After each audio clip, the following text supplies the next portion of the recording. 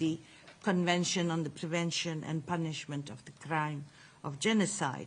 The Commission concluded that Israel has committed genocide against the Palestinian people in Gaza, and that it is continuing with that genocide. It is now almost 2 years since Israel launched its military campaign in the Gaza Strip in October 2023. This has been the most ruthless, prolonged, and widespread attack against the Palestinian people since 1948. Every day that passes, the killings and the starvation of the Palestinians continue.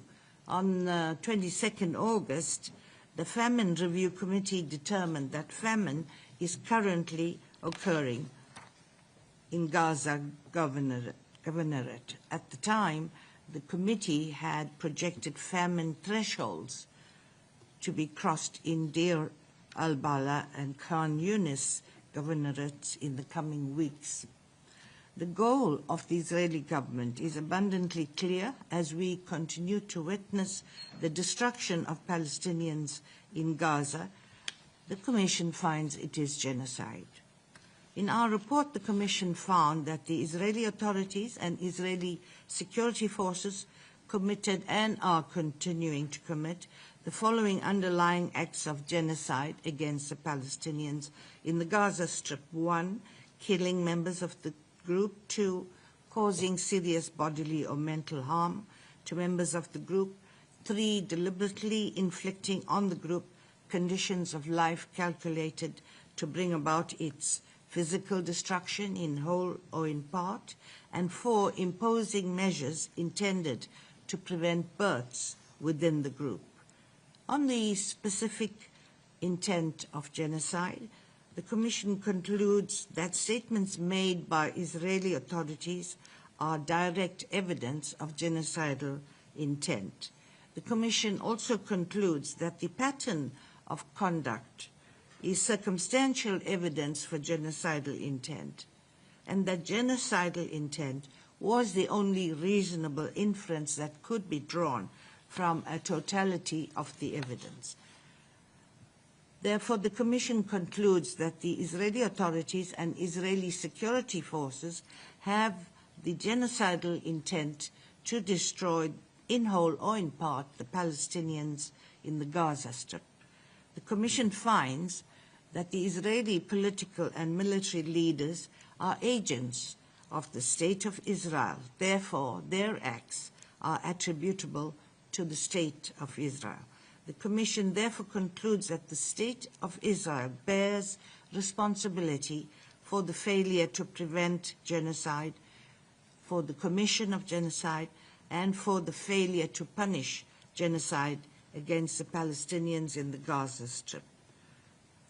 On incitement to genocide, the Commission concludes that many Israeli political and military leaders, including President Isaac Herzog, Prime Minister Benjamin Netanyahu, and then Defense Minister Yoav Gallant, had incited the commission of genocide, and that Israeli authorities have failed to take action against them to punish this incitement. This report is the result of almost 2 years of work. The Commission began its investigation immediately on 7th October 2023 and has documented more than 16,000 pieces of evidentiary materials to date. The Commission has published 3 mandated reports and 3 thematic papers since 7th October 2023. And our findings in this report are based on the factual findings contained in all the reports that we had published since 7th October 23, as well as the findings from our upcoming mandated report to the General Assembly in October 2025. The analysis contained in this report relates solely to the determination of genocide in the Gaza Strip between October 2023 and July 2025. The Commission nevertheless raises the serious concern that the specific intent to destroy the Palestinians as a whole is guiding Israel in its operations in the rest of the occupied Palestinian territory, that is, the West Bank, including East Jerusalem. It is also important to note that the events in Gaza since 7th October 2023 have not occurred in isolation. They were preceded by decades of unlawful occupation and repression under an ideology requiring the removal of the Palestinian population from their lands and their replacement.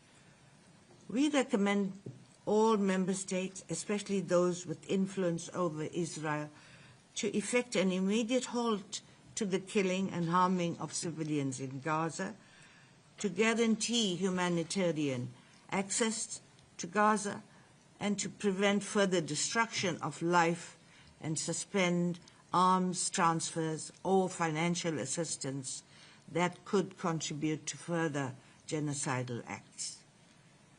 The Genocide Convention was born out of humanity's darkest chapters. Today, we witness in real time how the promise of never again is broken and tested in the eyes of the world.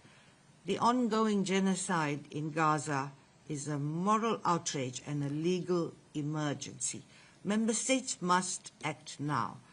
There is no need to wait for the International Court of Justice to declare it a genocide.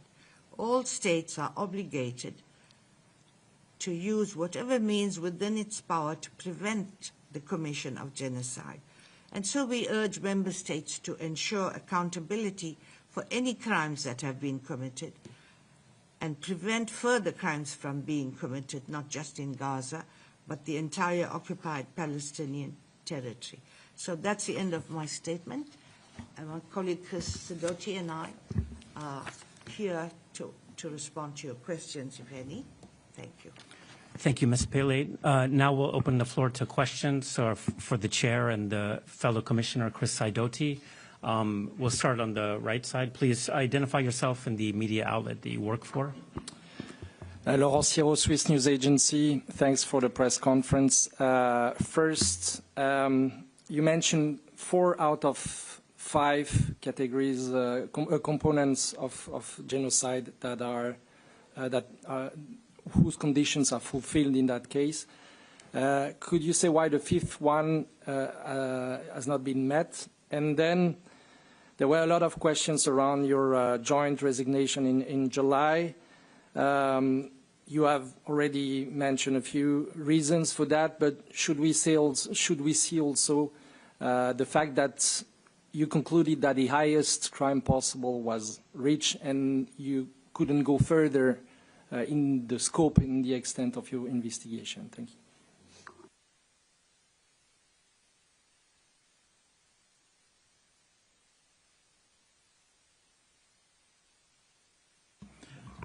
I can perhaps take the first question.